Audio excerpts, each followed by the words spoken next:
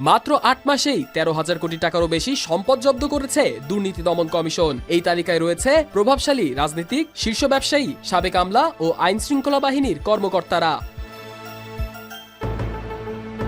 দুর্নীতি, অর্থ পাচার ও ঋণ খেলাপির অভিযোগে অর্ধশতাধিক ব্যক্তি ও প্রতিষ্ঠানের বিরুদ্ধে একের পর এক অভিযান চালাচ্ছে দুদক। গত বছরের আগস্টে আওয়ামী লীগ সরকারের পতনের পর জনগণের চাপ এবং রাজনৈতিক অস্থিরতার মধ্যেই সংস্থাটি এই অনুসন্ধান কার্যক্রম শুরু করে। একের পর এক মামলার পর আদালতের নির্দেশে জব্দ করা হয় স্থাবর অস্থাবর বিপুল সম্পদ।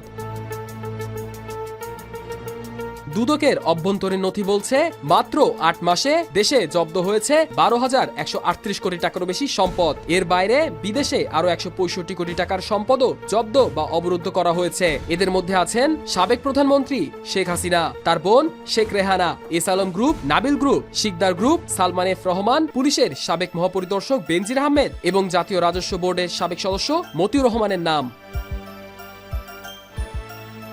জব্দ করা সম্পদের তালিকায় আছে ৫৮২টি বিদেশি ফ্ল্যাট, ৩৮টি বিলাসবহুল ফ্ল্যাট, ২৩টি গাড়ি, ১৯১ একর জমি, কোটি কোটি টাকার ব্যাংক অ্যাকাউন্ট, ইউরো ও ডলার, এমনকি রয়েছে ৩টি জাহাজও।